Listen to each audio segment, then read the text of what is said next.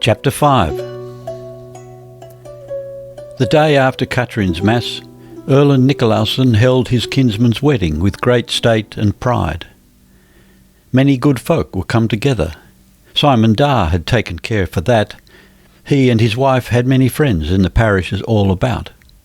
Both the priests from Olaf Church were there, and Sigrid Eirik blessed the house and bed.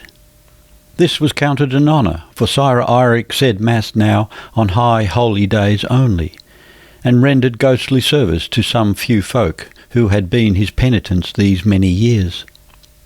Simon Dar read out the deed concerning Ulf's extra gift and morning gift to the bride. Erland spoke right lovingly to his kinsman over the board. Ramborg Lavransdatter, along with her sister, played hostess at the feasting and helped to undress the bride in the loft. Yet it was no rightly merry bridal. The bride was of an old honoured yeoman stock here in the Dale. Her kin and neighbours could in no way think she had made a fitting match, since she must put up with a stranger in the countryside, and one who served in another man's house, albeit a kinsman's. Neither Ulf's birth, son of a rich man and a knight by his serving wench, nor his kinship with Erland Nicolausson, did the Herbrandsons seem to count for any great honour. Nor did it seem that the bride herself was well pleased with what she had made of things. Kristin seemed much disheartened when she spoke to Simon of it. He had an errand to Jorengard a few weeks after the wedding. Jartrud was plaguing her man to move to his estate in Skaun. She had said in Kristin's hearing, weeping bitterly, she thought it the worst thing that could befall, that her child should be pointed at for being a serving man's son. To that Ulf had answered nothing. The newly married folk dwelt in the house that had been called the steward's house, ever since John Einarsson abode there, before Lavrans bought the whole of Laugarbru and moved him there. But this name was not to Jartrud's liking, and she was angry because she must keep her cows in Kristin's byre. She feared, perhaps, that folk might think she was Kristin's handmaid. The mistress thought this was but reasonable. She must have a byre built for the steward's house, as long as Ulf did not flit to Skaun with his wife. And maybe that would be the best. He was not so young, but he must find it hard to change his way of life. Maybe things would come easier to him in a new place. In this, Simon thought Kristin might well be right. And Ulf was not well liked in the countryside. He did not hide his scorn of the Dale and all its ways. Good, hard-working husbandman that he was, there were many things on this side of the land that he had no skill of. He reared more cattle in the autumn than he could feed through the winter. And when the beasts fell dead, or when, on towards spring, he had, after all, to kill off part of the half-starved brutes, he grew angry and would blame it on his being unused to the Kotar ways of this countryside, where, as early as Paul's Mass, folk must begin stripping bark to feed to their beasts. There was another thing. In the Trondheim country, the custom between landlord and tenant had come to be that the landlord took for rent such goods as most he needed, hay, hides, meal, butter, or wool, even though at lease time they had agreed for some especial wear or a money rent. And furthermore, it was the landlord or his bailiffs that fixed the worth of rent goods, much as seemed good to them. But when Ulf came on Kristin's leaseholders with claims like these, folk called it high-handed and grossly unlawful, as truly it was, and the tenants made complaint to the mistress.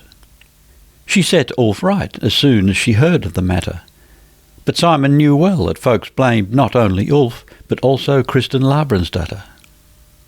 He had striven to make it clear, wherever this matter came up, that the mistress had not known anything of Ulf's demands, and that in the country the man came from these were warranted by use and familiarity. But Simon feared this had availed but little, though none gainsaid him to his face. So he scarce knew whether to wish that Ulf would stay with Kristin or go. How things would speed with her without this stout, faithful helper he could not think. Erland was most unfit to take the guidance of the farm, and their sons were all too young. But Ulf had set the parish against her more than enough already, and now, on top of it all, he had done wrong to a young maid of well-respected and well-to-do kindred here in the Dale. And yet, God knew Kristin must toil hard enough, even as things were. In other ways, too, the Jorungard folks were ill-placed here. Erland himself, it was sure, was no better liked than Ulf. If Erland's head man and kinsman set folks on edge with his overweening ways, the master's easy-going, somewhat lazy bearing was yet more galling. For sure it never crossed Erland Nikolausson's mind that he set folks against him. He seemed not to think but that, rich or poor, he was what he had ever been, and never dreamed for that any man could call him haughty. He had plotted to raise rebellion against his king. He, Magnus's kinsman and vassal, and sworn to his service. And these same plans he had brought to ruin by his own witless folly, and yet it seemed no thought ever came to him that, in the eyes of many, by reason of these things, he might be labelled with the name of villain. Simon could not mark, indeed, that Erland thought much at all. He was not easy to make out. When one sat talking with him, he was far from lacking wit, so Simon thought. But it was as though it never came into his mind to take to himself the wise and worthy things he often said. It was in no wise possible to bear in mind that this man would soon be old, might have had well-grown children's children this long time past. When one looked at him closely, it was plain to be seen that his face was furrowed, and his hair sprinkled with grey. And yet he and Nikolaus together were more like two brothers than father and son. He was straight and slender, as when Simon first saw him, his voice as young and full of tone. He went about among folk free and self-assured as ever, with that somewhat of lazy grace in his bearing. With strangers he had ever kept himself somewhat quiet and retired, had let others seek him, rather than sought himself for company, whether in fortune or mischance. But now Erland didn't seem to notice that no one sought his company. And the whole band of esquires and great yeomen up and down the Dale, close allied by marriage and by fellowship as they were, grew angry over this haughty Trondheim chieftain, cast into their midst by mischance, who yet reckoned himself all too high in birth and in courtesy to seek their company. But in truth, what most of all had made bad blood for Erland Nikolausson was that he had dragged down the men of Sundbu with him into ill fortune. Guttorm and Borgar Trondsen were under ban of outlawry in Norway, and their shares of the great Gisling estates, as also their half-part of the Udal goods, were forfeit to the crown. Ivar of Sundbu had had to buy grace of King Magnus. When now the king gave the forfeit estates, not without a price, folk said, to Sir Sigurd Erlendsson, Eldjarn, Ivar and Havard, the youngest of the Tronsons, who had not been privy to his brother's treason, sold their shares of the Varg estates to Sir Sigurd, who was cousin to them and to the Lavransdatters. His mother, Gudrun Ivarsdatter, was sister to Trond Gisling and to Runfried of Jorungard. Ivar Gisling moved to Ringheim at Toten, an estate he had with his wife. 'Twas like his children would find a home there, where were their mother's kin and Udal lands. Havard still owned much land, but it lay for the most part in Valdres, and now, by marriage, great estates of the Borgisel had come to him. But to the men of Varg and the northern Dalemen it seemed a most grievous mischance that the offspring of the old barons had been parted from Sundbu, where their fathers had lived and ruled the countryside time out of memory. For a short time Sundbu had been in the hands of King Hakon Hakonsson's faithful baron, Erlen Eldjarn of Godaland in Agder. The Gislings had never been warm friends of King Sverre and his line, and they had joined with Duke Skule when he raised revolt against King Hakon. But Ivar the Younger had gotten Sundbu back by barter of lands with Erlen Eldjarn, and had wed his eldest daughter Gudrun to him. Ivar's son, Trond, had done his kin no honour in any way, but his 4 sons were comely men, well liked and bold, and folk took it much to heart that they had lost their father's seat. And even before Ivar had left the Dale, a mischance befell which woke yet more grief and wrath amongst the people over the Gisling's evil fate. Guttorm was unwed, but when Borgar fled, his young wife was left behind at Sundbu. Dagny Bjarnsdatter had ever been somewhat weak of wits, and had ever plainly shown that she loved her husband beyond all measure. Borgar Trondsen was a comely youth, though something loose-lived. The winter after he had fled the land, Dagny fell into a lead in the ice on Varg Lake. It was called a mishap, but folk knew well that grief and longing had robbed Dagny of the little wit she ever had, and men pitied with all their hearts the simple, sweet, fair young woman who had met such an ill death. Thereafter folks' anger rose higher yet against Erle Nikolausen, who had brought all this ill fortune upon the best folk in the parish. And now, too, it was in all mouths how he had behaved him in the days when he was to wed Lavrans Lagmansson's daughter. And she, too, was a Gisling on the mother's side. The new master of Sundbu was ill-liked, though, for that matter, no one had anything to say against Sigurd himself. But he was a stranger from Egder, and his father, Erlend Eldjarn, had made enemies of every soul in the countryside who had dealings with him. Kristin and Ramborg had never met this cousin of theirs. Simon had known Sir Sigurd in Raumarik. He was near of kin to the Halfdorsons, and they were near kinsmen of Gerd Dar's wife. But, so tangled as these things now were, Simon tried to meet Sir Sigurd as little as possible. He had no heart now to go to Sundbu. The Tronsons had been his dear friends. Ramborg and Ivar's and Borgar's wife had been wont each year to change visits. Sir Sigurd Erlendsson, too, was much older than Simon Andresen, a man nigh upon his 60s. Therefore did it seem to Simon Dar, so tangled had all these things grown through Erlend and Kristin's coming to dwell at Jorengard, that, even though their steward's marriage could not be thought of in itself any great matter, yet it was enough to make the tangle still worse. It was not his wont at other times to trouble his young wife with the matter, if he were hard set or crossed. But now he had to speak with Ramborg of these things, and 'twas both a wonder and a joy to him to see how understandingly she spoke of the matter, and with what a good will she sought to do all she could to help. She was with her sister at Jorengard much more often than had been her wont, and she quite cast off her sullen bearing toward Erlend. On Yule Day, when they met upon the church green after Mass, Ramborg kissed not only Kristin, but her brother-in-law too.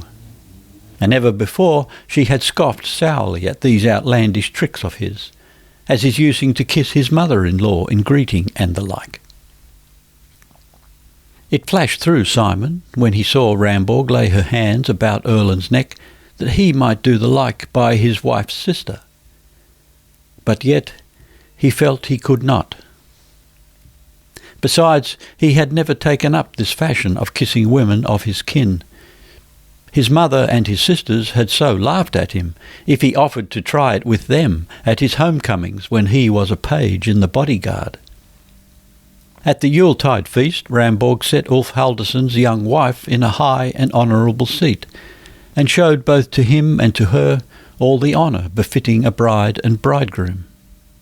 And she went to Jorengard and was with Jartrud when she bore her child. This came to pass a month after Yule, 2 months before the time, and the boy was still born. Yardtrud now fretted bitterly. Could she have thought it would go thus, she would never have wedded Ulf. But 'twas done now, and could not be helped. What Ulf Haldarsson thought of the whole matter, no one could tell. He said nothing. The week before mid-Lent, Erland Nicolausson and Simon Anderson rode together southward to Kvarm. Some years before he died, Lavrans, along with 2 other farmers, had bought a small farm in that parish. The Udal men were now minded to buy it again, but it was not wholly clear how the law stood in the matter in that countryside, nor how far the kinsmen of the sellers had claimed their rights in a lawful way. After Lavrans' death, when his estate was parted among his heirs, this farm and certain other small holdings, the title whereto might give cause for suits at law, were left undivided, and the sisters shared between them the revenues therefrom. Therefore it was that both of Lavrans' sons-in-law came now to the meeting on their wives' behalf. Folks were come together in good number, and since the tenant's wife and children lay sick in the house, the men were fain to hold their tryst in an old shed that stood in the farm place. It was tumbled down and leaky, and so folk kept on their fur cloaks. Each man had his weapons lying close by him, and his sword in his belt. No one had a mind to stay here longer than was necessary. But a bite of meat they must have ere they parted. So toward mid-afternoon, when the business had been brought to an end, each man took his wallets and sat and ate, with the sacks by him on the bench, or before him on the ground. On behalf of the parish priest of Kvarm, his son, Holmgeir Moiseson, had come to tryst. He was a loose-tongued and trustless young man that few folk liked. But his father was much beloved, and his mother had been of a good kindred. And besides, Holmgeir was a big strong fellow, and fiery and swift to fly up at folk. Wherefore no one cared to fall out with the priest's son. Many, too, thought him sharp and witty of speech. Simon knew him but little, and had no liking for his looks. He had a long and narrow, palely freckled face, with a short upper lip, so that the great yellow front teeth peeped out like a rat's. But Sire Moises had been a good friend of Lavrans, and the son, until his father had owned him at law, had for a while been nurtured at Jorengard, half as servant and half as foster son. Therefore Simon had ever been wont to meet Holmgeir Moiseson in a friendly way. He had rolled a woodblock forward to the hearth, and sat sticking bits of his food, roasted thrush and shreds of bacon, on his dagger and heating them at the fire. He had been sick, and had had to get 14 days' indulgence, he told the others, who sat munching bread and hard frozen fish, while the savoury smell of Holmgeir's food rose to their nostrils. Simon was out of sorts, not outright ill-humoured, but somewhat dull and flat. It was no easy matter to make head or tail of the case, and the letters left by his father-in-law were in no way clear. Yet, when he rode from home, he had thought, none the less, that he had come to a right understanding of them, having compared them with other letters. But when here, at the tryst, he came to hear the testimony of the witnesses, and saw the letters that were put in by others, he felt that his view of the matter could not be upheld. Yet for that matter none of the other men were better able to set things straight. Even the warden sheriff, who was there too, was quite at sea. Some had begun to say that perhaps the case must go before the thing, when, of a sudden, Erland spoke up, and asked that he might see the letters. Up to now he had sat and listened, much as though he had no part in the matter. Now it was as if he woke up. He read carefully through all the papers, some of them more than once. And thereupon he made plain the whole case, shortly and clearly. The law books read so-and-so, and thus they were most commonly understood. The unclear and clumsy wording of the letters must mean either this or that. Were the matter to go before a thing, judgment would fall either thus or thus. Thereafter he put forward a settlement which might well content the Udal men, and yet was not over unfavourable to the present owners. He stood while he spoke, his left hand resting lightly on his sword hilt and holding the bundle of letters carelessly in his right. He stood as though it were he that held the reins in the meeting. But Simon saw that he didn't think of it this way himself. It was thus he had been wont to stand and speak when he held the warden's thing in his county. When he turned to one of the others and asked whether 'twere not so, whether they understood what he put forward, he spoke as though he questioned witnesses.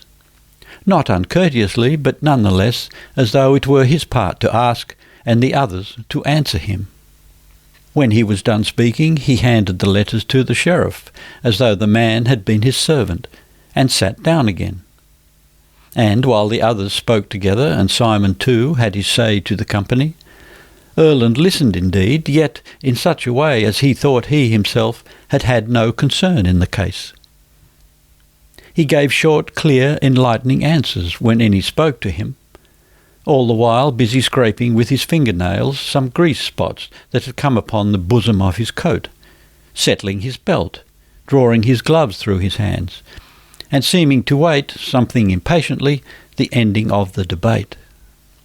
The others fell in with the settlement Erland had laid before them, and it was one that gave Simon no great cause for discontent. He could have scarce have won anything more in a suit at law. But he was out of heart.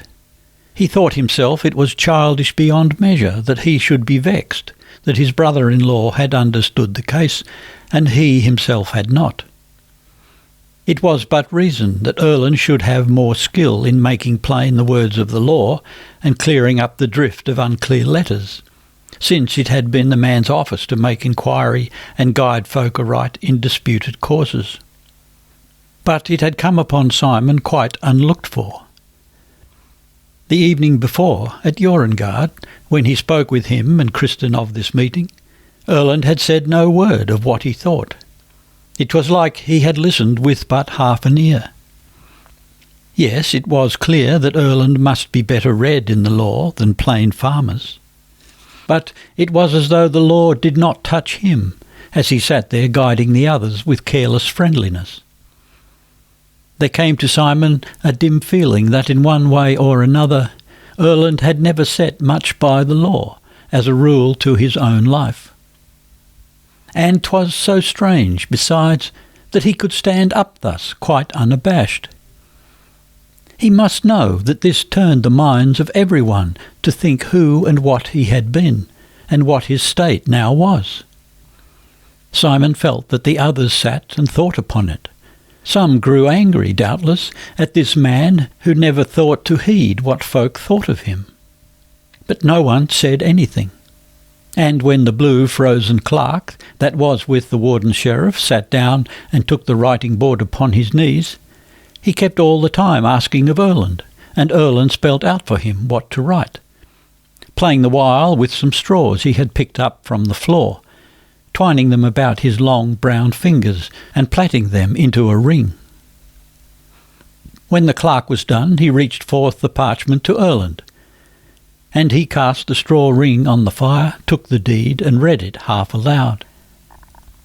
To all men whose ears or sight this deed may come, send Simon Andersen of Formoe, Erland Nicolausson of Jorengard, Vidar Steinsen of Klaufarstad, Ingemund and Torald Bjornsons, Bjorn Igmundsson of Lundar, Alf Einarsson, Holmgeir Moisesen, God's greetings and their own.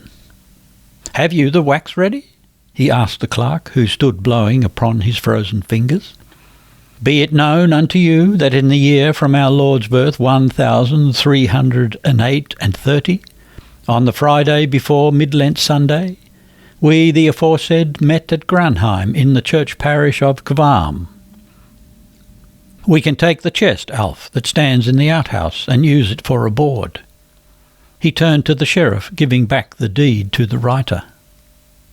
Simon remembered how Erland had been whilst he lived and moved among his fellows in the north.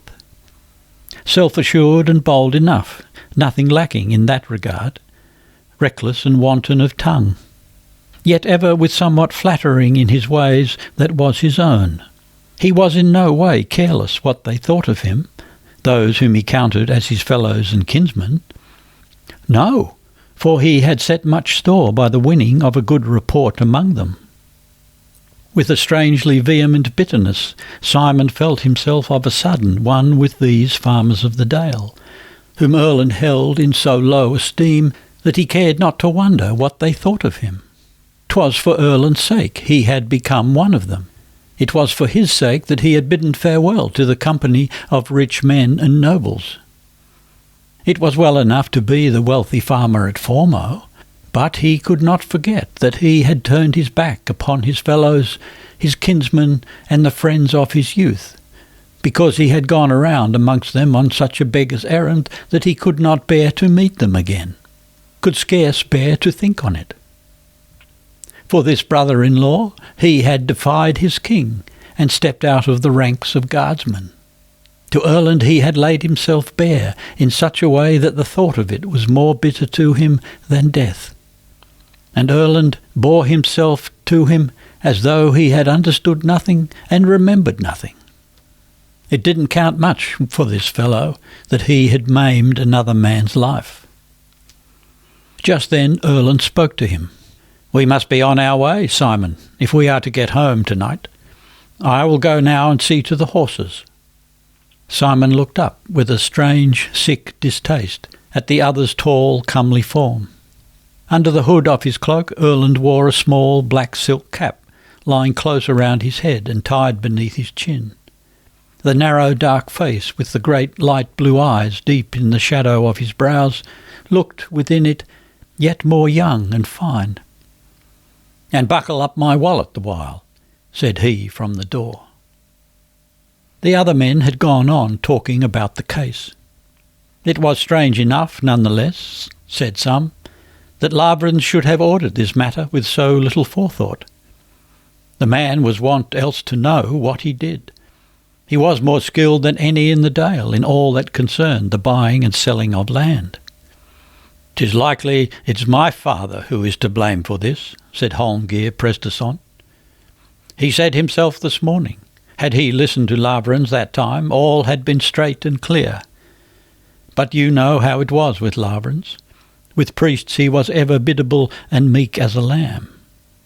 For all that, Lavrans of Yorengard was wont to know what was for his own good," said someone. "Aye, perhaps he thought he did so when he hearkened to the priest's counsel," said Holmgir, laughing. "'Tis the better part of wisdom sometimes, even in worldly things, so long as one squints not at the same morsel the church has set its eyes on." Very pious had Lavrans been for sure, thought Vidar. He had never spared either goods or cattle when it was for the church or the poor. "No," said Holmgir musingly. "Had I been so rich a man, I too might have been minded to spend something for my soul's peace.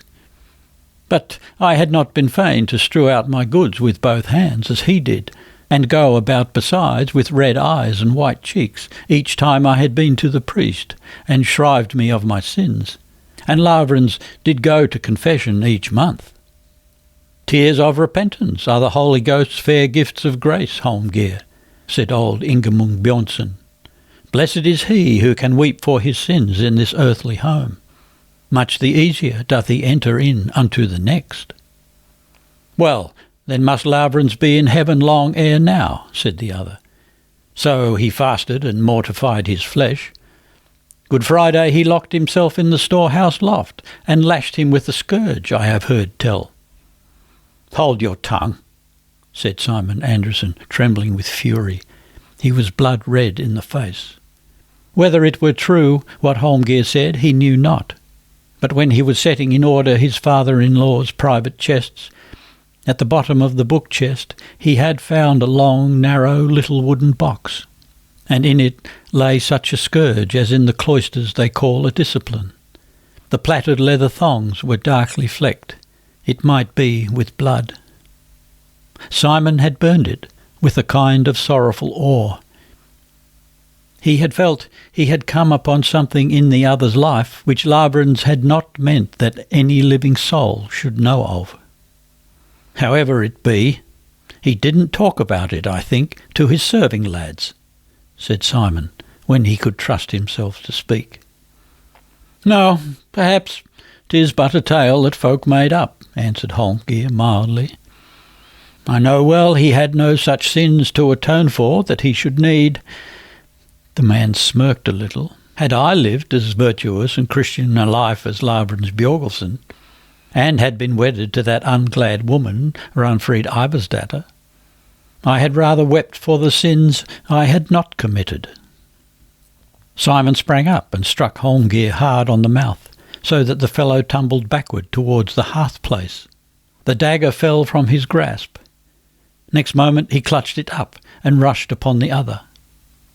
Simon warded off with the arm his cloak was over, gripped Holmgir by the wrist and tried to wrest the dagger from him, while the priest's son struck him blow after blow in the face. Now Simon got a grip round the other's arms, but on that the youth fixed his teeth in the man's hand. "Would you bite, you dog?" Simon let go, sprang back a few steps, and tore his sword from its sheath. He thrust at Holmgir. The young man's body bent backwards, a couple of inches of steel in his breast. Then at once Holmgir's body sank from off the sword point and fell heavily, half over the hearth-fire. Simon threw down his sword and stooped to lift Holmgir from out the fire. Then he saw, just above his head, Vidar's axe lifted for a blow. He ducked down and to the side, caught up his sword again, and was just in time to strike aside Alf Einarsson, the sheriff's blade, whirled round on guard once more against Vidar's axe, when with the corner of his eye he caught a glimpse behind him of the Bjornsons and Bjorn of Lund thrusting at him with their spears from the far side of the hearth. On this he drove Alf before him against the wall, but marked that now Vidar came at him from behind. Vidar had dragged Holmgir out of the fire. They were cousins, those two. And the carles of Lund were closing on him round the hearth. He was hemmed in and uncovered on all sides. And amidst it all, with more than enough to do to guard his life, he felt a vague, unhappy wonder that all men's hands should be against him. The next instant Erlend's sword flashed between the Lund men and him. Torald reeled aside and away, crumpled up against the wall. Quick as lightning, Erlend shifted his sword to his left hand and struck Alf's weapon from his grasp, so that it flew clanging across the floor, while at the same time, with his right hand, he clutched Bjorn's spear shaft and bent it down. "Get out," he said to Simon under his breath as he guarded his brother-in-law against Vidar. Simon ground his teeth and rushed inwards to meet Bjorn and Ingemund.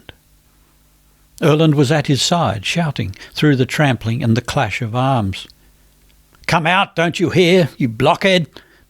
Get out towards the door. We must run for it." When he saw Erlend meant they should both get out, he drew backwards, fighting towards the door. They ran through the outer room and stood fast in the courtyard, Simon a step or two further from the house, Erlend right in front of the doorway with his sword half lifted, facing the men who now came crowding after. For a moment Simon was near blinded. The winter day outside was so dazzling bright and clear. Under the blue sky, the white dome of the mountain top shone golden in the last sunshine. The woods stood smothered with snow and rime. All over the fields was a sparkling and glittering as of gems. He heard Erlend say, "It will not make this mischance any better if more men are slain. Let us come back to our wits, good men, and have no more bloodshed. 'Tis ill enough as it is for my brother-in-law to have been a man's bane." Simon went forward to Erlend's side. "You have slain my cousin without cause, Simon Anderson," said Vidar of Klauferstadt. He stood foremost in the doorway. "Not wholly without cause, I think. But you know well, Vidar, I shall not shun the reckoning. I shall make good the mischief I have wrought you. You all know where you can find me." Erlend spoke some words with the farmers. "Alf, how fared it with him?" He went in with the men. Simon was left behind, struck strangely speechless. Erlend came out in a little while. "Let us ride now," he said, and went down towards the stable. "Is he dead?" asked Simon. "Yes, and Alf and Torald and Vidar all have wounds, but nothing grievous, I think. Holmgeir has had all the hair singed off the back of his head." Erland had spoken most soberly, but now suddenly he burst into a laugh. "Ha! Now is there a rare stink of roast thrush in there, trust me." "What the devil? How was it possible you could fall so by the ears in so short a space?" he asked in great amaze.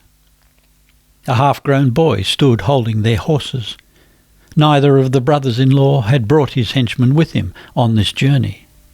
Both still carried their swords in their hands. Erland took up a wisp of hay and dried the blood from his. Simon did the like. When he had gotten off the most of it, he thrust the sword back into its sheath. Erland scoured his with careful pains, and at the end furbished it with a skirt off his cloak. Then he made some little playful passes in the air before him, smiling the while, fleetingly, as at a memory. Threw the sword high into the air, caught it again by the hilt, and stuck it into the scabbard. "Your wounds. We must go into the house, and I will bind them." Simon said 'twas nothing. "You are bleeding too, Erland," he said. "For me there is no fear. My flesh heals up so well. Fat folk, however, always heal slower, I have noticed. And now, in this cold, we have a long way to ride." Erland got grease and cloths from the tenant on the farm and dressed the other's wounds with care. They were 2 flesh wounds close together in the left breast. They bled much at first, but grievous they were not. Erland had gotten a scratch from Bjorn's spear point on the outer thigh. It must be irksome to ride with, Simon said, but his brother-in-law laughed. It had scarce pierced his leathern hose. He plastered a little grease upon it and bound it well about against the frost. It was biting cold. Before they were come down from the hillock where the farm stood, rime began to gather on the horses, and the fur edging on the men's hoods grew white. "Oh!" Erland shivered. "I wish we were home. We must turn in at the farm down here, that you may tell everyone what has happened." "Is it necessary?" asked Simon.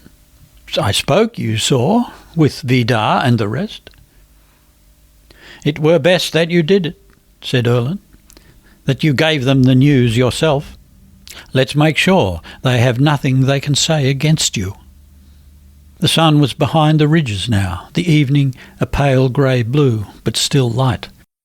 They rode along a beck under birch trees yet more shaggy with rime than the woods around. There was a tang of raw frost fog in the air down here, fit to choke the breath in a man's throat. Erland grumbled impatiently at the long cold they had had, and at the cold ride that lay before them. "You have not got your face frostbit, I think, brother-in-law?" He peered uneasily in under Simon's hood. Simon chafed his face.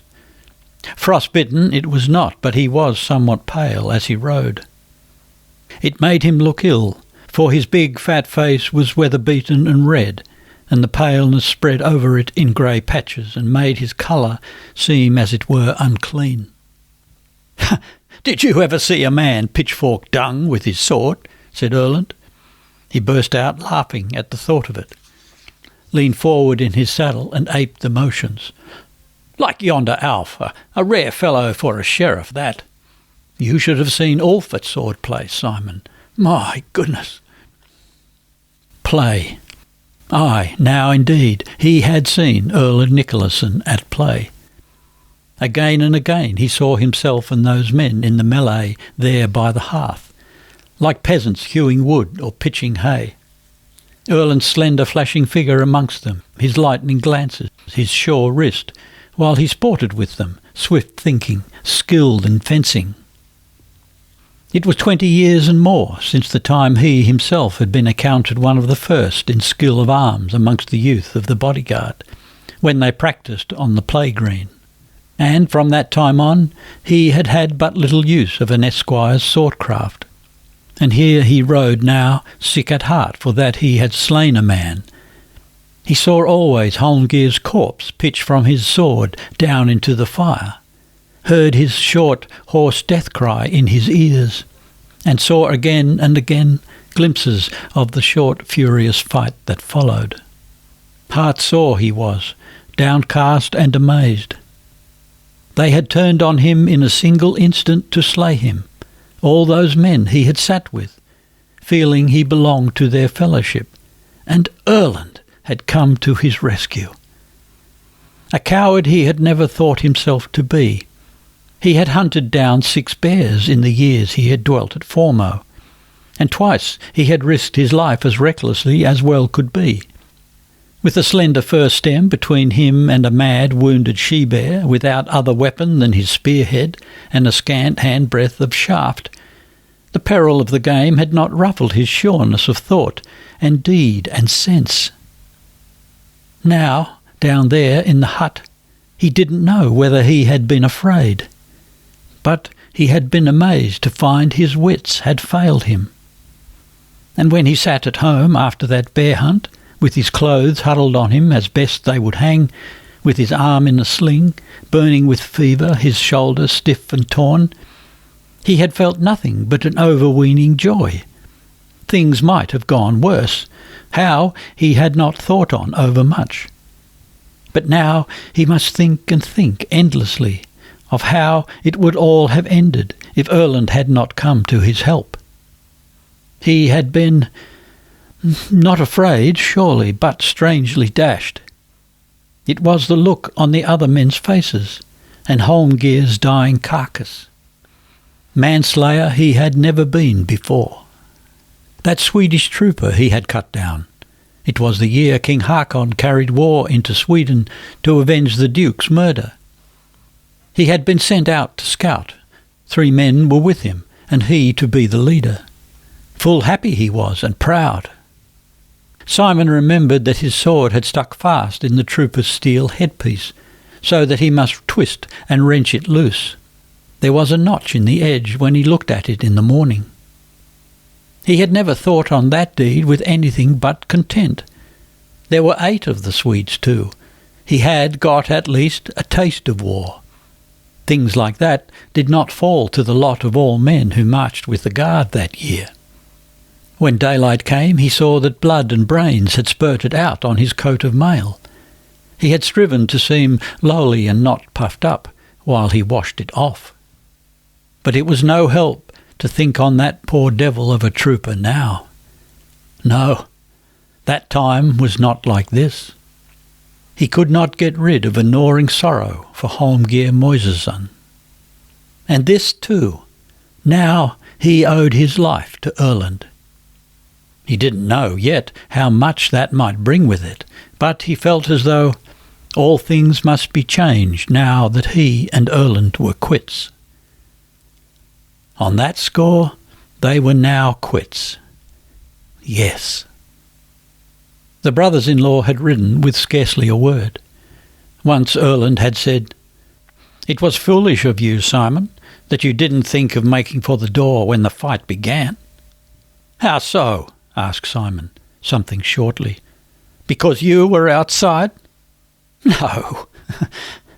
"Oh, well, that too, though I wasn't thinking of that. But out of that narrow door, do you see, they could not have come at you more than one at a time.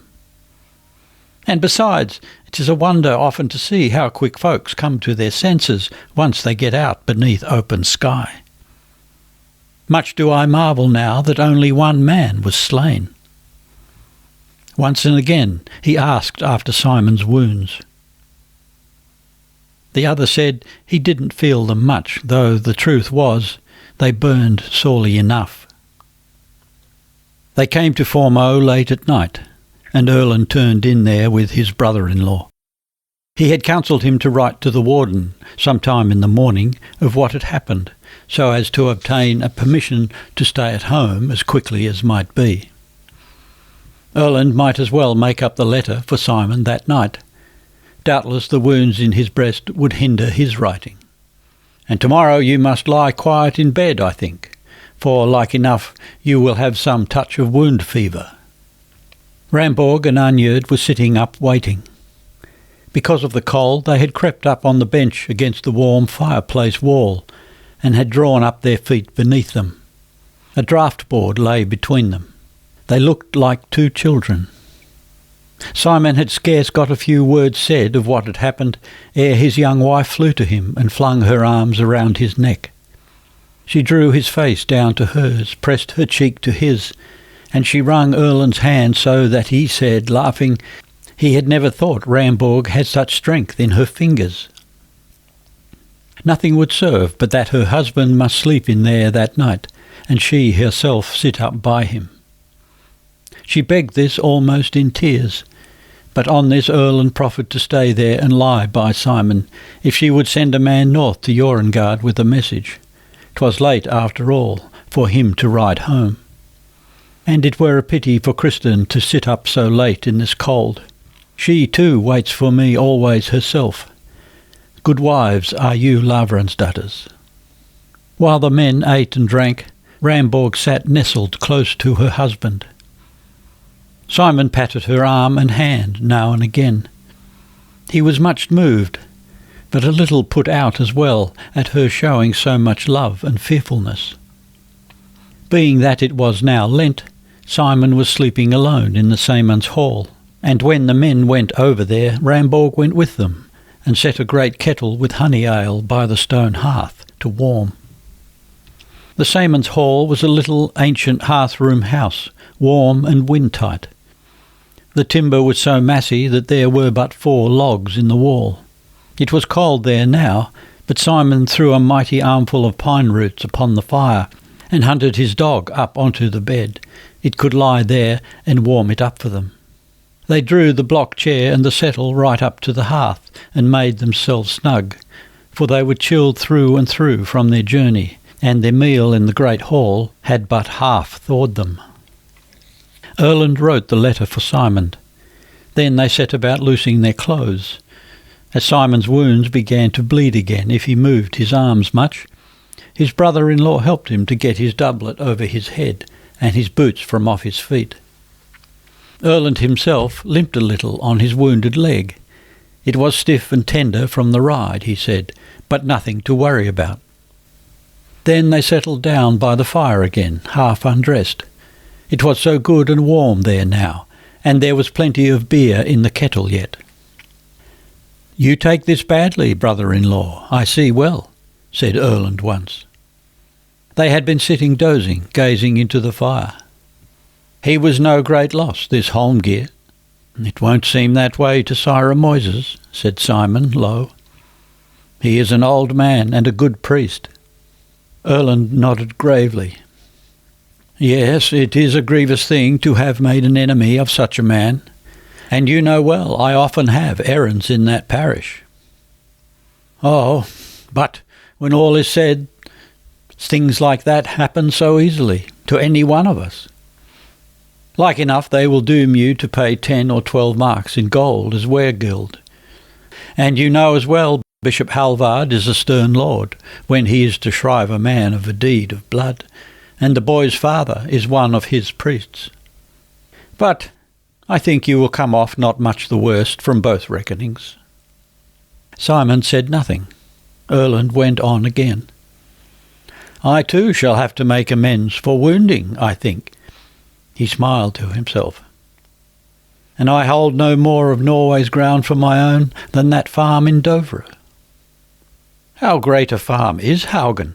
asked Simon. "I don't rightly know. It stands written in the deed. But the folks who farm the land pay only some hay for rent. None will live there. The houses are nigh in ruins, they tell me. You know, folks say Arshild and Sir Bjorn walk there in death. But at the least I think that for this day's work I shall have much thanks of my wife.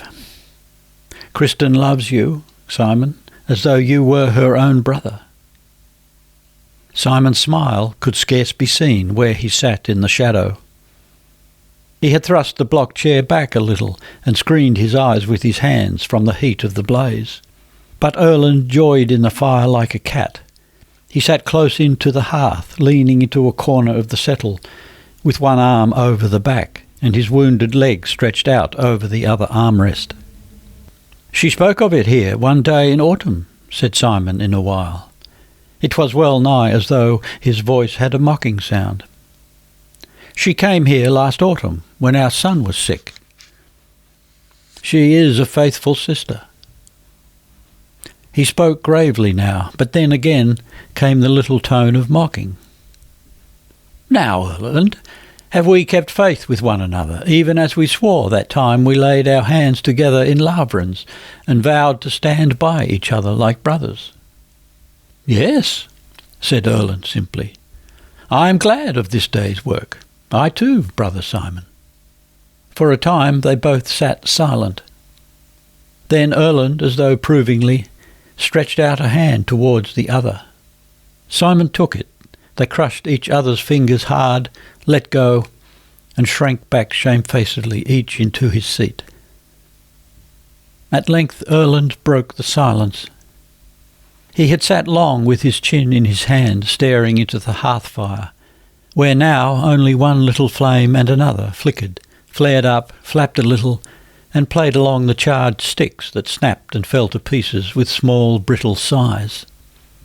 Soon nothing would be left of the blaze but black charcoal and embers. Erland said very low, "So good have you been towards me, Simon Dar, that I think few men could be your equal. I have not forgotten." "Be quiet. You know not, Erland. God in heaven alone knows," he whispered in fear and distress, "all that harbours in a man's mind." "It is so," said Erland as low and earnestly. "We need, all of us, I think, that he judge us with his mercy. But man must judge man by his deeds. And God reward you, brother-in-law."